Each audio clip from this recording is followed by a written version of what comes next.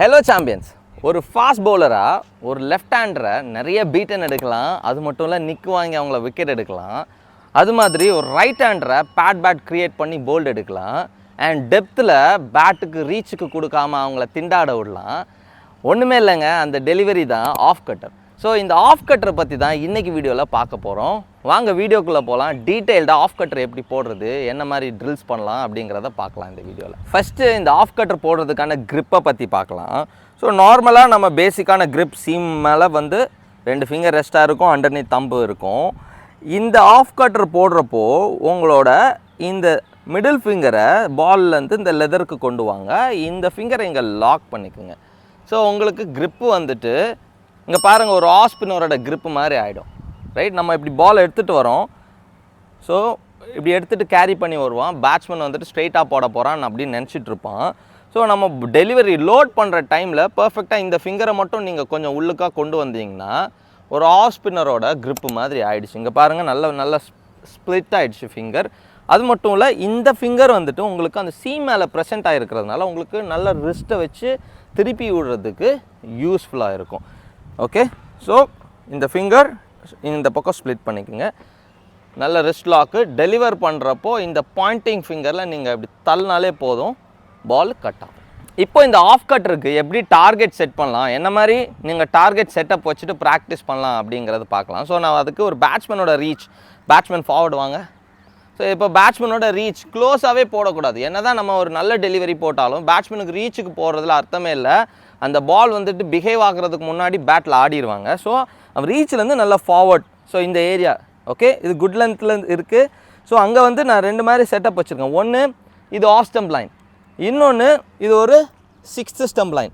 இதுக்கு 2க்கும் ஒரு 4th 5th stump line. இங்கேருந்து பால் எனக்கு கட் ஆகி பேட்ஸ்மேன் பேட் கேப்பில் உள்ளே போய் எனக்கு டாப் ஆஃப் அடிக்கணும். இதுதான் இந்த ஆஃப் கட்டரோட மெயின் இம்பார்ட்டண்டான ஒர்க். ஸோ என்னோடய லென்த் செட்டப் இங்கே நான் அங்கேருந்து பார்க்குறப்போ எனக்கு இது வந்து கரெக்டாக ஆஃப் ஸ்டம்புக்கு நேராக இருக்கணும். எனக்கு பால் எப்போவுமே வெளியில் outside off stump line pitch ஆகி அங்கேருந்து கட் ஆகி உள்ளே போகணும். ஓகே, அதுக்கு தான் இந்த செட்டப். இப்போ அதை எப்படி போடுறதுன்னு பார்க்கலாம்.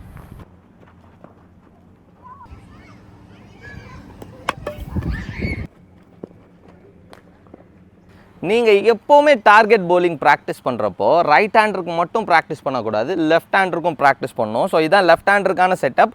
அதே மிடில் ஸ்டம்ப் லெக் ஸ்டம்புக்கு நேராக இந்த ஸ்டெம்பை வைக்கணும். ஒரு 5th ஸ்டம்ப் லைனுக்கு நேராக இந்த ஸ்டெம்பை வைக்கணும். ஒரு 4th and 5th, ரொம்ப வைடாக போகக்கூடாது. ஒரு 4th and 5th ஸ்டம்ப் லைனில். ஏன்னா ஒரு லெஃப்ட் ஹேண்டர் டிஃபென்ஸ் ஆனுங்க. ஸோ லெஃப்ட் ஹேண்டரில் இந்த ஆஃப் கட்டரோட பெனிஃபிட் எப்படின்னா, ரைட் ஹேண்டருக்கு நம்ம போல்டு எடுக்கிற மாதிரி ஒர்க் பண்ணோம். இது கட்டாகி இங்கேருந்து கட்டாகி நிக்கு வாங்கிட்டு போகணும். புரியுதுங்களா? ஸோ ஸ்டம்ப் லைனுக்கு இப்போ நீங்கள் டவுன் த லெக் கொடுத்தீங்கன்னா, இப்போ லெக் ஸ்டம்ப் லைனில் இருந்துச்சுன்னா ஃப்ளிக் ஆடுறதுக்கு சான்சஸ் அதிகம். அதனால தான் லெக் ஸ்டம்ப் லைனை மறைச்சிட்டேன். Middle stump, off stump line, இந்த லைனில் இருந்துட்டு கட்டாகி போனால் தான் அவங்க ஆடுவாங்க. உங்களுக்கு நிக் சான்சஸ் வரும், ஸ்லிப்ஸில் வரும், கல்லியில் ஆப்ஷன்ஸ் க்ரியேட் ஆகும்.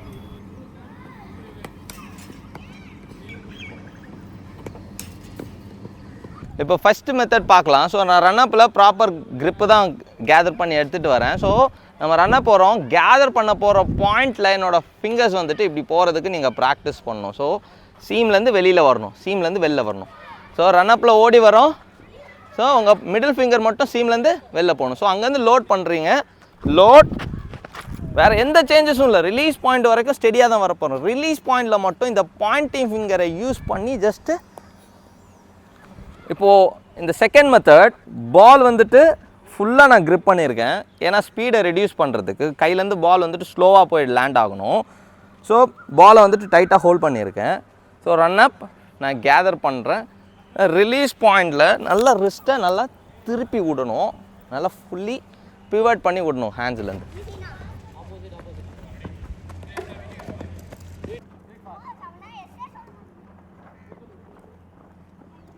நான் சொன்ன மெத்தட் ஆஃப் கட்டர் போடுறதுக்கு உங்களுக்கு புரிஞ்சிருக்கும்னு நான் நம்புகிறேன். ஸோ இதில் ஏதாவது டவுட் இருந்ததுன்னா கமெண்ட் பண்ணுங்கள். ஒரு பெஸ்ட் பிளேயர் என்ன பண்ணுவாங்கன்னா, ஸோ நான் ஒரு மெத்தட் சொன்னேன்னா அது ஒரு அவுட்லைன் தான். இந்த ஐடியாஸ் வச்சுட்டு நீங்கள் இன்னும் இதை பெட்டராக ப்ராக்டிஸ் பண்ணுறப்போ இன்னும் டிஃப்ரெண்ட்டாக ட்ரை பண்ணி பாருங்கள், எக்ஸ்பீரியன்ஸ் பண்ணி பாருங்கள். ஏன்னா பிளேயர் டு பிளேயர் இந்த வேரியேஷன்ஸ் வந்து டிஃபர் ஆகும். சிலவங்களுக்கு அவங்க ஹேண்டு, அவங்க லென்த்து, அவங்க ஃபிங்கர் லென்த் அதுக்கேற்ற மாதிரி க்ரிப்பை டிஃப்ரெண்ட்டாக பிடிக்கிறப்போ அதுக்கான பெனிஃபிட்ஸ் கிடைக்கும். அந்த பவுலரோட ஹைட்டுக்கு ஏற்ற மாதிரி அதற்கான பெனிஃபிட்ஸ் கிடைக்கும். ஒரு ஷார்ட் பவுலர்னால் அதுக்கான பெனிஃபிட்ஸ் கிடைக்கும். ஸோ உங்கள் பவுலிங் ஆக்ஷனுக்கு எது செட் ஆகும், எந்த மெத்தடில் போட்டால் பெட்டர் ஆகுங்கிறத நீங்கள் தான் எக்ஸ்ப்ளோர் பண்ணி கற்றுக்கணும். இந்த மாதிரி வீடியோஸுக்கு இந்த சேனலை ஃபாலோ பண்ணி வச்சுக்கோங்க. தேங்க்யூ ஃபார் வாட்சிங்.